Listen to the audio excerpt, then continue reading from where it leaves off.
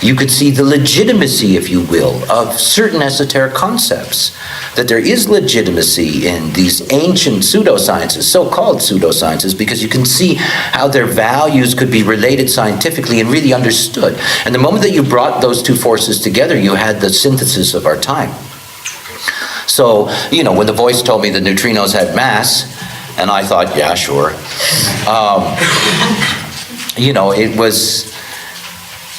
It was very odd. I was in Ibiza, and my son was having problems with his television. He called me up into his room, and I went up into his room, and I was fiddling around with the TV, and it happened to be on CNN. And as I got it to work, there was the announcement that they had just proven that neutrinos had mass.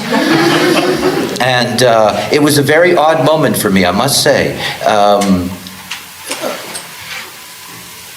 Part of it was relief, but most of it was manifester anger. A funny thing, I was really angry. I was really angry. I don't, till this day, I don't really understand where that anger came from. But there was a real anger in me that they had actually proven it. I don't know why.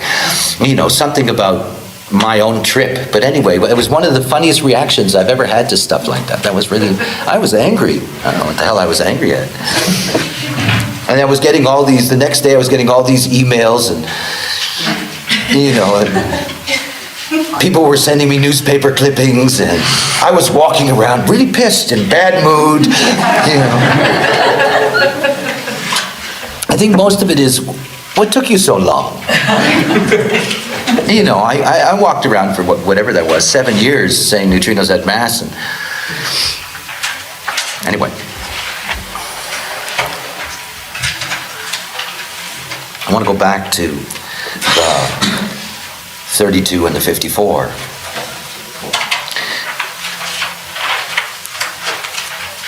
Everything about the potential of this time is about both enlightenment and endarkenment. And what I mean by that is that this is the time in which the full spectrum of what is extreme must be seen. Very important for us, because that's what transformation is all about. In other words, transformation can only exist when we can actually see the whole spectrum. This moment of the 54, it means that there's opportunities for us to both explore both levels. One level is to explore the realm of light, and the other is to explore the realm of matter. Now, obviously, we can see those two things in both physical terms, and we can see them in mystical, spiritual terms. My trip for the 15 years that I've been a messenger is that my emphasis is on the form principle and on the endarkenment side. In other words, I'm an Aquarian teacher who's still in the Piscean age. And the Piscean age is thick with the light and the mysticism of the light. We've had nothing but several thousand years of all kinds of light. And light characters and light mythologies and light messiahs and, all of this stuff. The smell of angels for thousands of years. And that is an imbalance. It has been a spiritual imbalance in humanity. Spiritual imbalance. I'm not against the light. Never have been. As a matter of fact, I never could have done this job all of these years if I didn't have my fair share. However, the fact is that this vast imbalance is something that needed to be corrected. Most of the people in the early years of my contact and design, because human design was new and because nobody knew and it wasn't verified and so forth and so on, that most of the people that came, a majority of them in the very beginning, most of them had real problems. They had tried everything from gurus to therapies to whatever. Basically good people who were disturbed. And one of the things that human design immediately did for them was took away from them a burden of responsibility. That responsibility for being responsible for what you are, because the not self The not-self is a byproduct of everything and all things that are around it, distorting it. You know, whenever I think of the form principle, I recognize something so magical. It's very difficult for people to distance themselves from their life. It's very difficult for people to be impersonal about their life and the events in their life. Most human beings are extraordinarily serious about the most incredibly mundane things. They take it all very personal, very personal. And most human beings, because they live in the not-self reality, they have a very poor sense of value in terms of who they are and their worth and so forth and so on. It's so obvious to me, that there is no choice. I mean, it's so obvious that the body is the life. It is so obvious. I mean, it's just obvious that the body is the life. And that only when you can be a passenger in here. And the passenger is passive. It's passive. It does not matter what I look like on the outside. On the inside, I have this passenger sitting in there, dispassionately watching the movie. And every once in a while, it notices that something is interesting. Most of the time, it doesn't. Most of the time, this vehicle is talking to somebody and the passenger is looking out another window. Most of the time, this vehicle is teaching and the passenger is asleep inside. Because the vehicle is just going blah, blah, blah. Oh, I know that experience. I have had drug experiences where people have said they've had conversations with me for an hour and I wasn't there. I can tell you I wasn't there. I don't know where the hell I was, but I wasn't there. It's just a machine. I love it. I do. I mean, I love what it is to be human. I like being in one of these things. I like it. Never really sort of enjoyed it in the beginning. I love it. It's so much fun. It's amazing what it does. And the moment that you're sitting back and you're watching that, because again, you have to see something. It's not just simply the time of transformation, because this time of transformation isn't for the ones who are coming. It's for us. It's our time that's coming to an end. You know, my job is not to open up the round for the raves. They will never get a chance to even develop. You'll see, there won't be enough time. My job is to bring an end of the round for humans. For us to get to the point, finally to get to the point after 19,000 years or whatever, to finally get to the point where we can be in these vehicles the way we were intended to be in them. That we can fulfill our process. You know, that's, you are my species. The ones that are coming are not. They're not. They will have nothing to do with what I understand in the way in which I function, as you'll see. My concern is, that you get to complete the round. That you get to complete this human process. And if you don't get it now, you're not going to get it. You're not going to get it.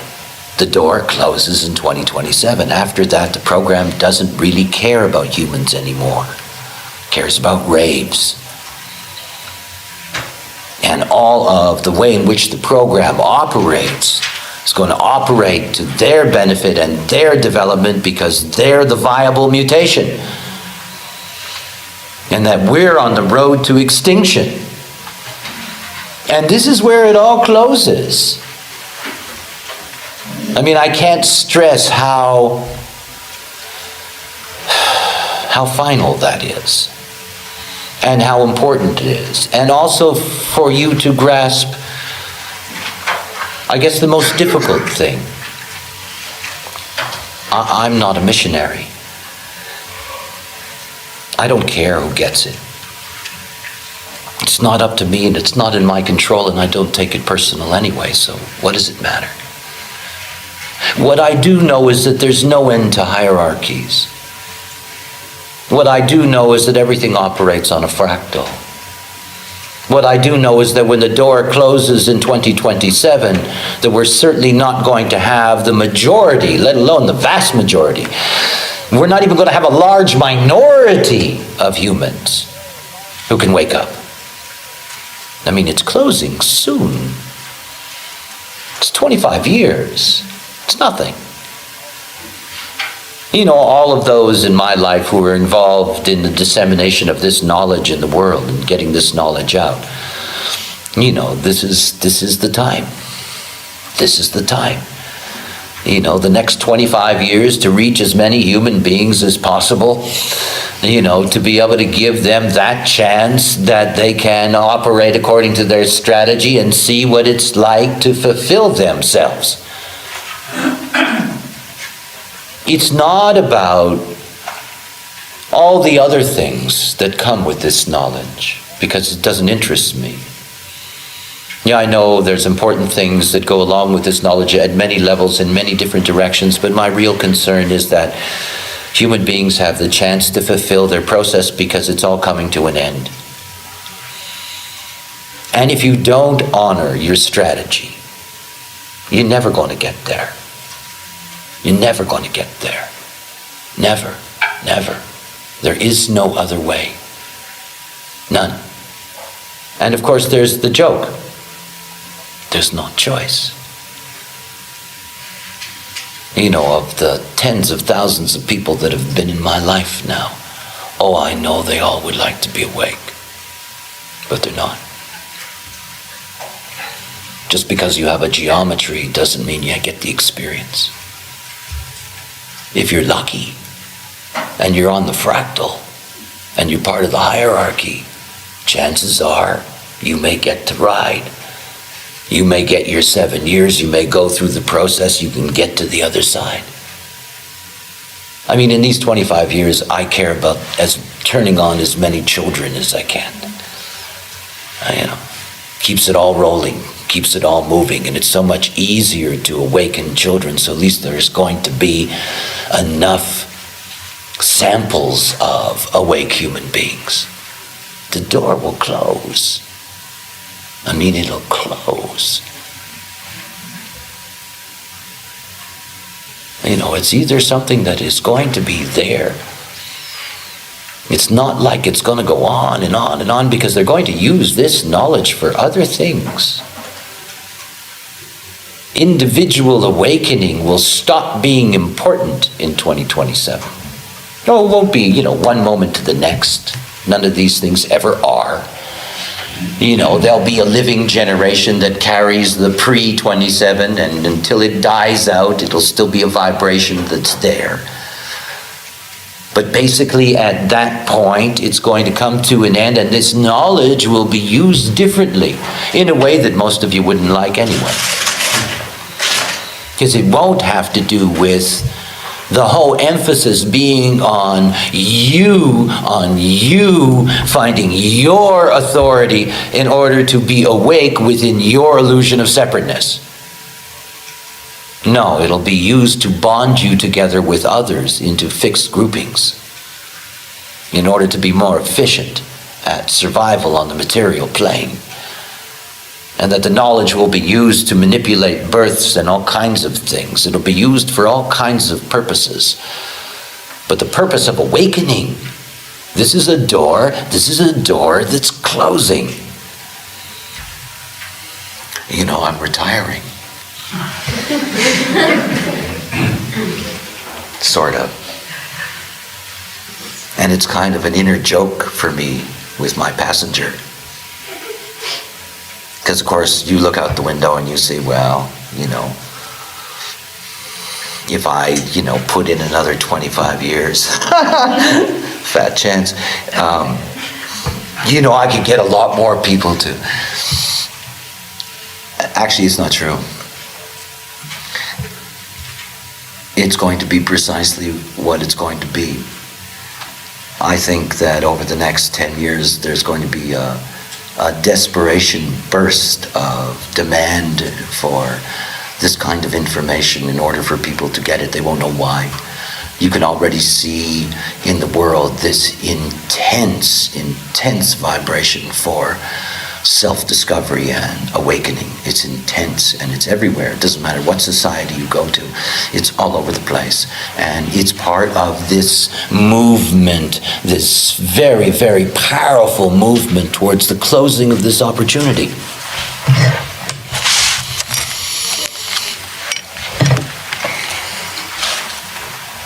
I want to show you something here. When you look up here, there are two themes that are expressed here, and these are the themes that have to do with the G-center and have to do with the monopole, the two crosses of the G-center, the vessel of love and the Sphinx. And that you can see that when the round comes to the end, you can see that the equinox will be once again in the vessel and in the Sphinx precisely. Now, there's something interesting. It's part of mystical knowledge that I've shared with people over the years, but it's not the kind of thing I ever wanted anybody to focus on because it becomes very confusing and easily confusing.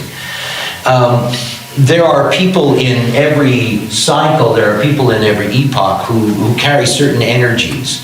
You have people, for example, who are people of the vessel and people who carry the vessel.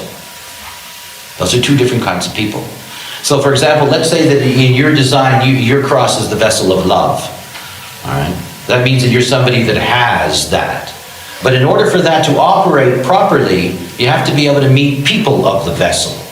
And people of the vessel are people that are going to have, in our time, the configuration, the 30 and the 40 and the 9 and the 16. In other words, if you have the second gate, you have a strong relationship with people that have the 16th gate.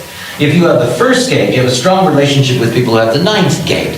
If you have the 7th gate, you have strong connections with people who have the 40th gate and so forth and so on, the 13 with the 37. In other words, there are people who carry the actual imprint, and there are people who carry the equinox version of it, because everything's moving. Okay, this is actually where that vessel is today in that sense, through the precession of the equinox. Remember, the wheel stays fixed. So we're watching this movement. So here we're looking at themes that are related to each other. Same thing with the Sphinx. Now remember, the Sphinx has to do with our direction as a totality. So you have those people who carry the Sphinx cross, but you also have those people, and those people who are the people of the Sphinx. Now let me give you an example of how that works. Let's look down here in this column. 10th gate is the gate of behavior. Now remember, we're looking at global cycles, so we're looking at a global theme of global behavior. In other words, the behavior of the totality as it applies to us at a physical level. And the whole thing about that is that you can see its relationship now, and that's only going to last until 2027, is the 61st gate. Now the 61st gate is inner truth.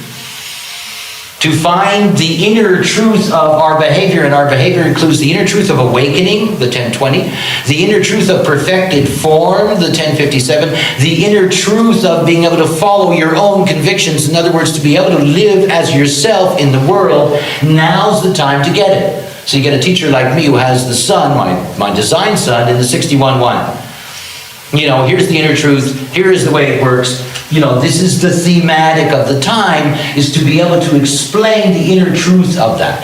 The 15, for example, modesty is gate of extremes. That is, it is the gate of extremes within the context of the flow of the whole. And if you look at the flow of the whole, what you're looking for is the facts. 62nd gate. In other words, how does the whole life force, the 15-5 is all about the life force. 15-5 is the cell. What are the facts about the cell? What are the facts about cellular growth? What are the facts about this and that, and the genetics and everything else that goes with it? In other words, you can see that when we're talking about this theme of this cycle that we're in now, that we have specific things that we're involved in. For example, the 46, which is all about discovery, the potential to succeed or fail, that all of this is being governed by the 32. Here is a transformation that will allow us to succeed in another way. It's totally different. Remember, the 54 has a deep, deep mystical quality to it. The 32 is about, whether things are going, it's a theme of the fear of failure. So you have a failure theme that's there, and you have a fear of the failure of the body. It's one of the reasons why, we have had more and more violent weapons as we've moved through this cycle, until we finally can threaten our very existence. If you look at the 42 is about our whole growth process, our whole developmental process, and of course it is the development of the spirit. The true spirit, the spirit of the 25th gate, to really, the development of the spirit as a whole. That this is the place to go to, in terms of maturation, because the 42nd gate, format gate, is about a maturing process. In other words, we have larger themes that are at work, but not only that, those themes are related to two fixed structures. That is, they're related to the vessel of love and the sphinx that operate through the G center. And you can see, of course, that the moment that we move away, everything changes.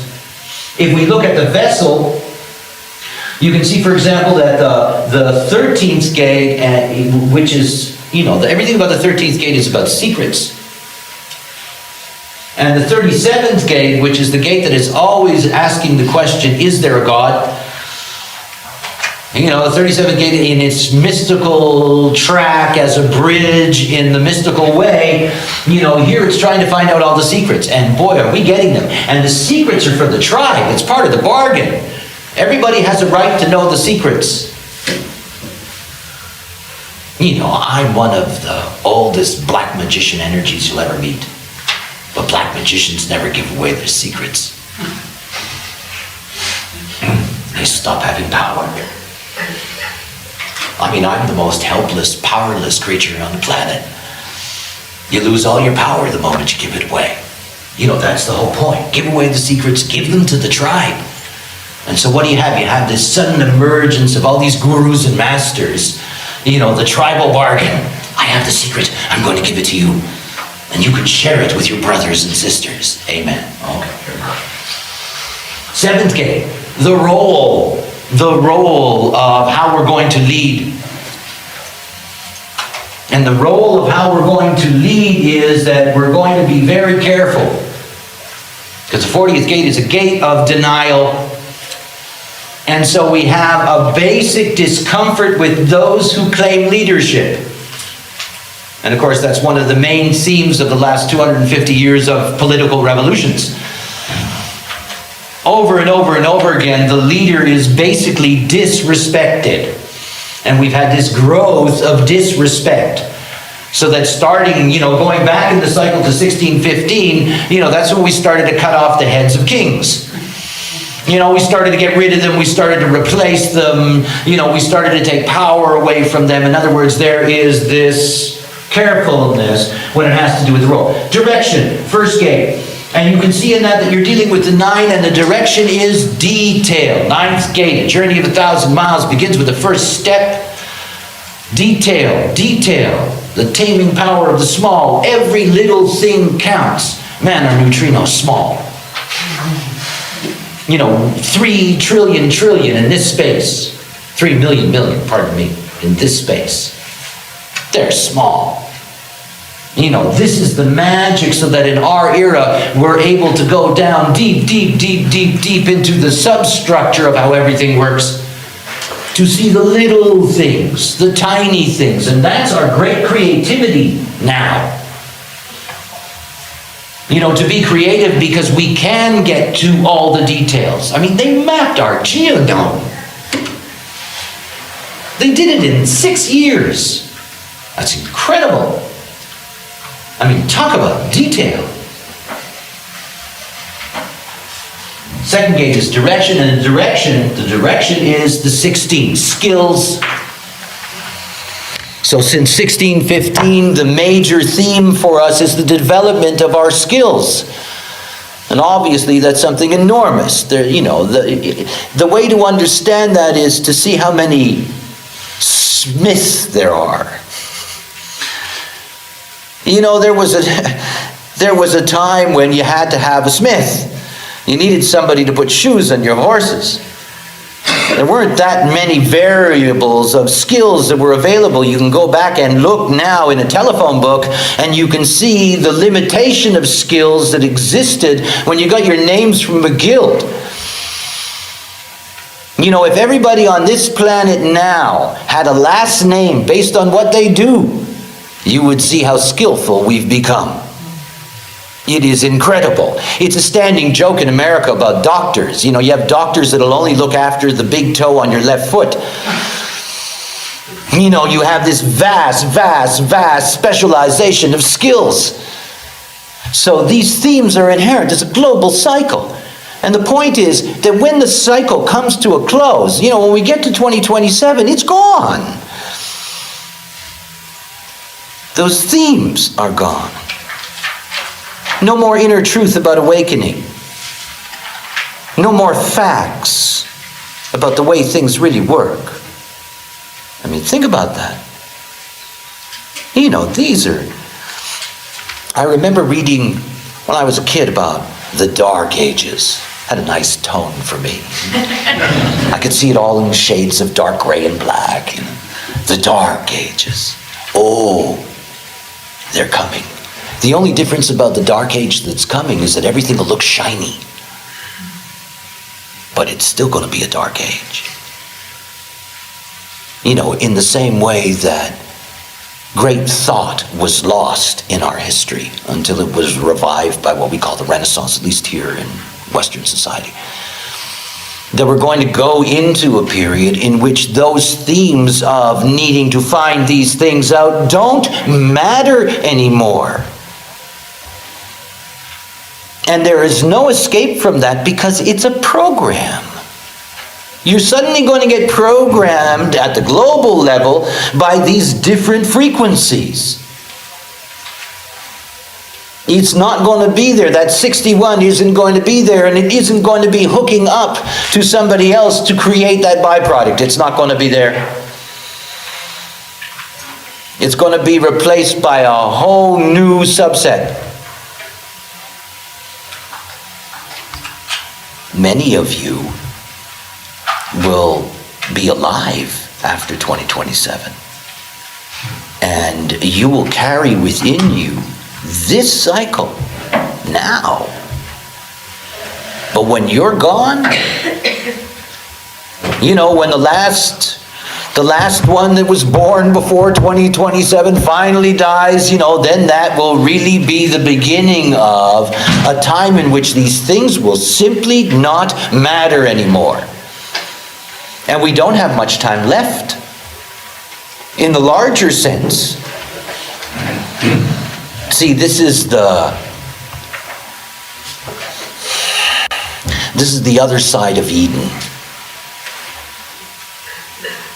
The mythology of the garden, the mythology of, take a bite, and then go out there and figure it all out. And now we've done the go forth and multiply bit. We've been really good at go forth and multiply. And to seek out knowledge, this is the end game. This is the whole point. The whole point was to multiply to a point that we could get to a point that we had enough we had enough total intelligence to be able to penetrate all the details that we needed to penetrate. See, we humans, we're going to become extinct. And soon. Oh, we'll keep ourselves alive. That's our magic. We won't be able to produce children naturally, but we'll make them anyway. You can't kill us off. Not that way. The great killer monkeys will not die off. We will not go quietly into the night. We'll keep on making more and more babies. We'll genetically manipulate them. We'll work on making the last humans good models, whatever that may mean. But the reality is that this is the end. That we are in a time when the answers must be there, and you have to see that this is your time. It's the best incarnation you're ever going to have. You better recognize that. It's the only one that's giving you a chance to really be awake. It's the only one. You're never going to get another one, because that time is over. Unless you die tomorrow and you're a turnaround and you come back in a couple of months. Well, those things happen. Those things happen. But I really want to stress that for all of you, to really recognize this is the time. You know, you're correct in your pursuits in this era. You know, and this is really the time to be able to be transformed, because that's our theme. Okay, I'm going to take a break. 15 minutes. I'm going to try to give you a sense of what the cycle we're in actually means in terms of how it operates, and how it operates through each and every one of us. And something to recognize about the way in which mutation and the evolutionary process works is that one of the main themes to recognize is that different beings have different impacts at different times. My kind of design that's dominated by first lines could never have been a success during a second line lifetime. In other words, it never really would have had an opportunity to emerge, and to emerge successfully. In other words, certain human beings at certain times have certain value, and at other times simply do not, regardless of what their individual, unique specialness happens to be about. What I have up here is the two crosses thematically that are at work now in terms of the global cycle. What you see is the cross here, the cross of planning, the 3047, and you come down from the other end, the 9 down to the 16, and then you go to the other side and you go to the other relationship, and you have the 42 to the 32 and the 61 down to the 62. Now look, if you have any of those 8 gates, you are participating in this mutation now. And those gates have never had more value than they do now. Now, not necessarily, again, at a personal level, but the thing to recognize about the way in which the whole operates, because the whole operates differently, the program operates through the whole, not through individuals, is that all of the beings on this planet, who all carry aspects of any of these 8 gates, these are the forces right now that are at work, and they're driving the mutation that's taking place. And these very same combination of gates, these 8 gates, that when we get to 2027 and the theme changes, they all lose their distinct value. They go back to being whatever they are at a personal level. You know, they're activations within your design. But in terms of you actively participating in the program as a whole, the era that you're entering into, if you're losing this in that sense, you're not entering into an era where you're really going to feel like you're part of what's going on. You're just not. So, for example, we have a lot of 3740s in the world. Hey, the channel 4037, one of the 3 channels that is defined through opposition. So you have 4037s who are nodal, you have 4037s who are Sun-Earth configurations, you have 4037s that are made up by random activations. But the reality is that the 4037 is enormously common. Yet since 1615 until 2027, this is its time. And obviously since 1615, the birth of the nation state, the institutionalization of education, medicine, healthcare, sanitation, on and on and on and on and on, you can see the community values, bargains, all the constitutions that have been written since 1615, all the bargains that have been created, all the labor contracts that have been written, all the rights for human beings, the establishment of organizations like the United Nations, all of these things are a byproduct of the 4037.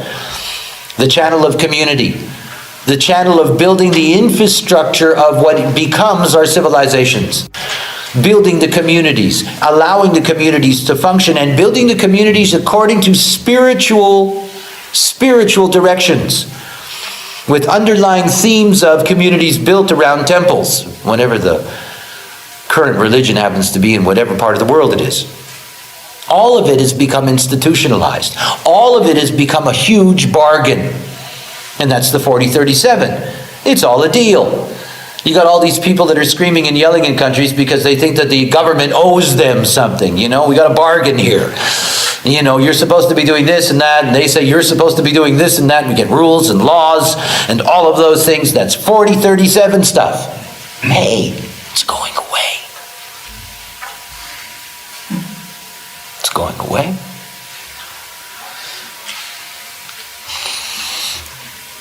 I had an experience years ago teaching in Spain. I was up in Basque Country. And I was in a mountain village. And it was one of the most beautiful, beautiful valleys I've seen in my life. Gorgeous place.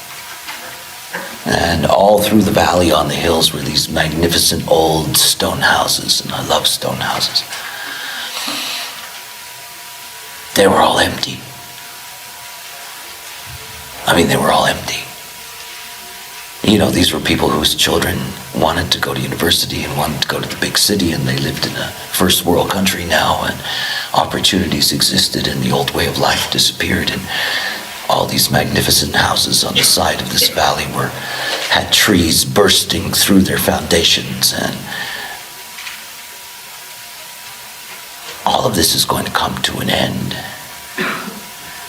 And you know, these themes of Big Brother and all of that, how funny that is. You know, because in fact, it's our theme. We're Big Brother. This is us.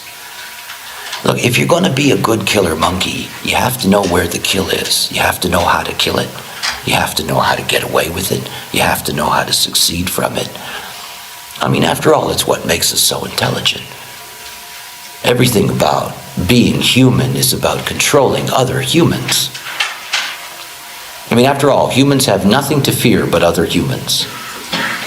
It's true. I mean, that's us. It's really, really amazing. I mean, the only thing, other than those opportunities you may have to be in a jungle and be a possible breakfast for somebody, you know, the reality is that the only enemy that humans have are humans. So we try to organize them. And we try to organize them in such a way that we can eventually organize them so that they're nice. The equinox. The equinox is in the 37th gate, and it's in the first line.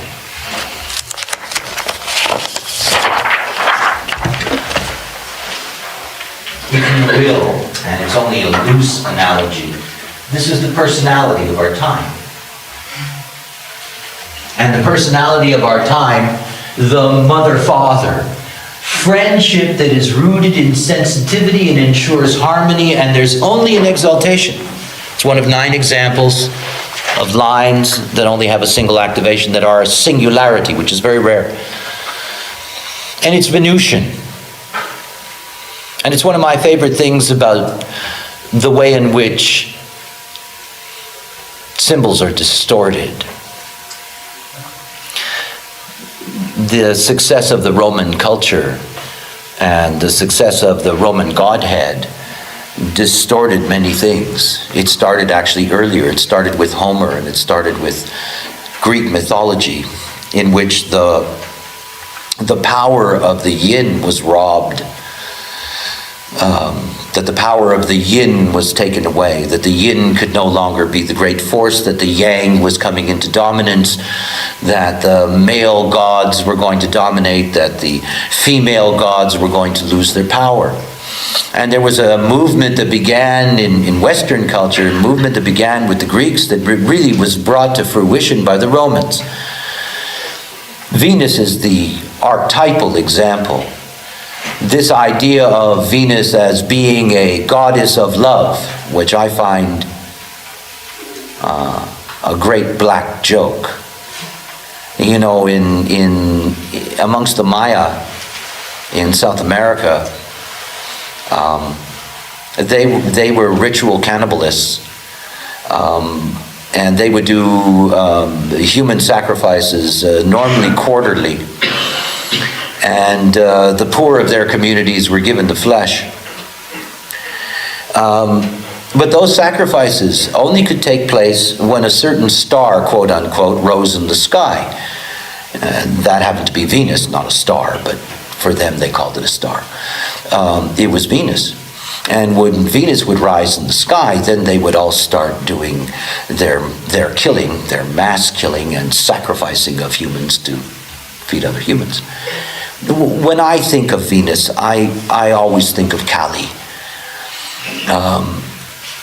I'm not fooled by the Roman patina.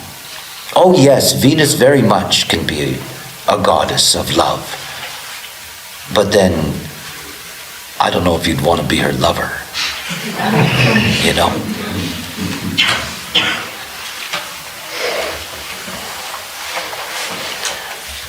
The traditional value of Venus is values. And for me, in terms of the way in which I understand planetary values, the most important thing about Venus is that Venus in fact establishes the undocumented law. It takes Jupiter to turn law into stone, to play Moses.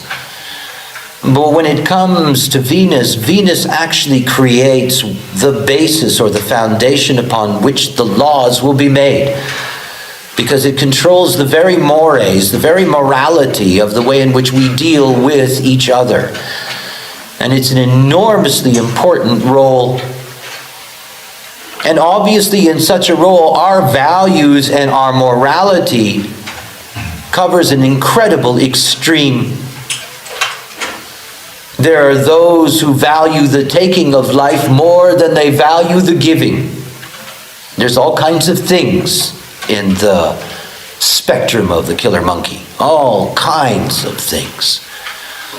And so, it's important to see that this attribute, which is only Venusian, is about friendship rooted in sensitivity. If you read the original line, it says, a position of inherent respect that ensures a focus for the development of guidelines.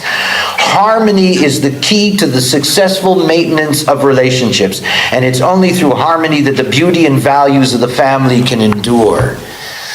Well, harmony dictated by whom?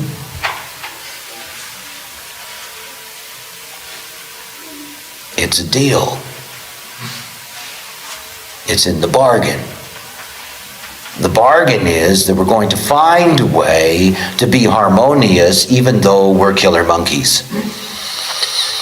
And we're going to find a way of being harmonious because we're going to do the very best we can to be sensitive. The Bill of Rights. Let's be sensitive.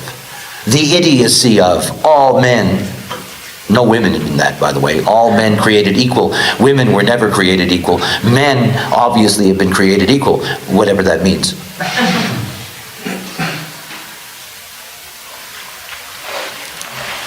Now there are people walking around who carry the 37th gate in their design. How many of you here have the 37th gate? 1, 2, 3, 4, 5, 6, 7, 8, 9.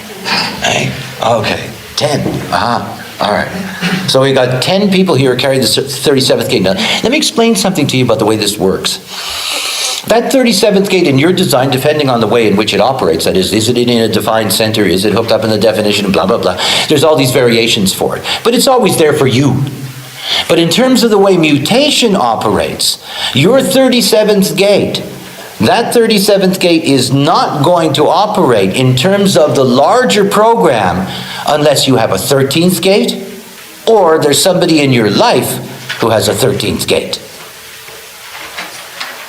Right? That's very different. Now, how many of you who have the 37th gate also have the 13th gate? 1. Okay, so the theme has been reduced. That's a mutative force in that aspect. Because it's not dependent, she is not dependent on somebody else actually making that operate for the program. But the vast majority of you, the 9 of you, 90% of you who have the 37th gate, that only becomes active in the larger sense when you're with the 13th gate. And what happens with this is that it creates unusual bonds. Because it's creating bonds that are actually doing something that you're not aware of. I mean, you're not aware of it. It's not like you become or fulfill that role. It becomes part of the general consciousness field. Neutrinos. There's a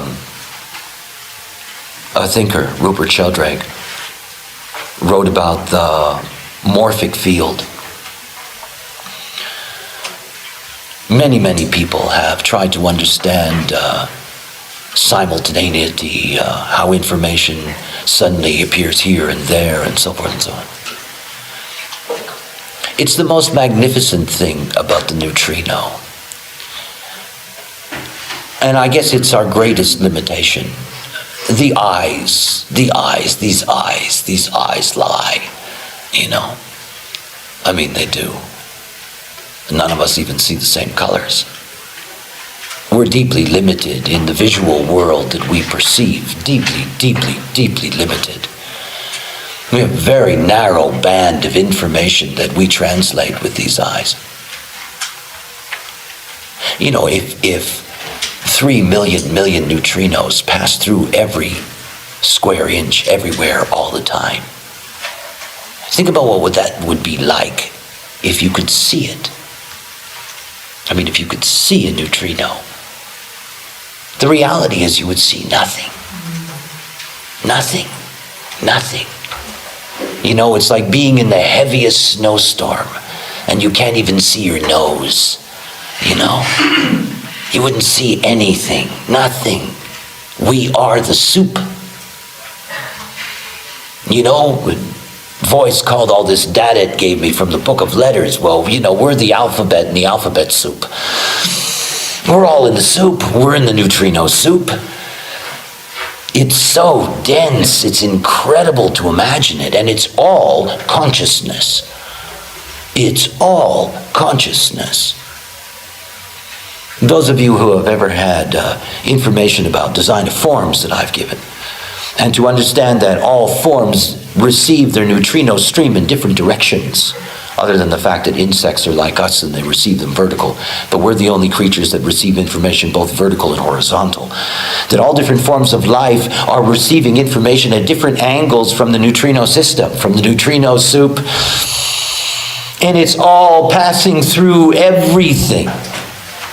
When you're somebody that's got the 37th gate and you're at the supermarket counter and the person behind you's got the 13th gate, the neutrino field is at work. And that combination is at work and it's disseminating out there into the neutrino environment. It's one of my most precious images for myself. And you have to be an egoist to have this kind of impression, but I have a big ego. From the moment that I was born, neutrinos have been penetrating me, changing me, informing me, yet I change them. They go through me and they're changed. And they carry the essence of me into space. Now the neutrino travels at less than the speed of light, but that is not slow. And those neutrinos that have moved through me have been moving in space for 54 years now, at near the speed of light, at about 180,000 miles a second for 54 years. I went long ago past the solar system. I touched the first star maybe 15 years ago. And that information is traveling in every single direction, in all directions, and it will travel forever. Informing the vehicle. Now, it's not the vanity of me, but think of consciousness on this planet. Think of every crystal of consciousness in every blade of grass, in every human being, in every ant, in every shrimp, in every spider, in everything, all of it. And all of it being penetrated instant by instant by instant by instant by instant by instant by this incredible moving consciousness field. See, I was told that the crystals of consciousness that are part of what we call the earth, that this is the design crystal of the whole. And we know, relatively speaking, what the design crystal is within us. It is the vehicle. That's why I teach you form. We are form consciousness. It is our body. You know, every Messiah has come down and said, "This is my body." Yes! It is our body. And that information stream that goes out on the neutrino wave that is generated by all the consciousness that is here, it penetrates the whole vehicle. There's been life on this planet for over 2 billion years. 180,000 miles a second for 2 billion years. You're going to travel far. There isn't a corner in the nook and cranny of the entire cosmos that doesn't know we're alive here. It's the magic of the neutrino. You know, it's an informing agent. There's a wonderful thing. It's a great trivia question for a trivia night. Neutrinos are only made in stars, except right here. Started in Alamogordo, New Mexico in 1945 when they let off the first atomic bomb. And the neutrinos came pouring out. We make our own. We make our own. Only stars, the whole damn universe, only stars make neutrinos. We make neutrinos. It's our job to inform. Now, we're too stupid to be given that responsibility. You know, it's not like we decide what gets informed or how it gets informed. We have no idea, no way of understanding what the whole really is about. Our whole. The consciousness field that's here, that we're a part of, no idea. And it's not our fault. I mean, you know, I like to tease my dog that my dog doesn't have a neocortex.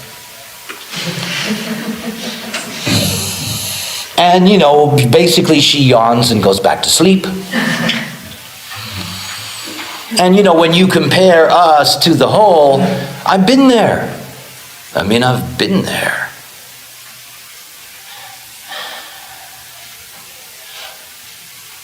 The presence of the voice was a smell of intelligence that was horrifyingly frightening. For someone as arrogant as me, for somebody who really thought they were really smart, meet such a thing is to understand how pointless our intelligence is when it comes to trying to understand these things. We're not designed for it.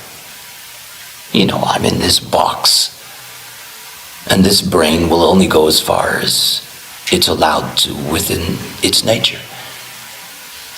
After all, if it wasn't for the voice, I sure as hell never would have figured any of this out. Not only that, I wouldn't have cared. We have no idea how intelligent the whole is, how extraordinary the consciousness field as a whole is. In this way, you get to see how you participate in that. Each and every one of us, in different ways, plays a part in how all of this works. And because all of it is far beyond our control, you can see why for so long human beings have been so messed up. You know, it's not like you can do anything about anything. After 15 years,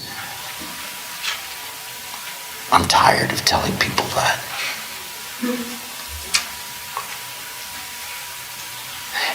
It's extraordinary to me how difficult it is for human beings to give up control. To really just give up control. Just let life be what it is. It's astonishing how frightened we are. I mean, this is the killer monkey in us, eh? We got these big fat brains, so we rationalize everything. Everything. But we're just nothing but fear. Soaked in it. 37th gate is a gate of fear. We're soaked in it. Afraid of what's going to happen to us, afraid of tomorrow, afraid of this, afraid of that, worried about this, worried about that. All you have to do is take a hotel room in any city, 2 stories up, sit in the window and watch people go by and tell me that life isn't hell. It's a horror just to watch them. Their vibration, their energy, the way they move, the look in their faces. That's not a life. That's a trial. It's not a life. And how bored they are. How bored they are. How tired they are of doing things they don't want to do. Being something they don't want to be. It's incredible to watch. I used to be one of them. I didn't even know that there was anything wrong. I had no idea. I was just running along, doing my thing.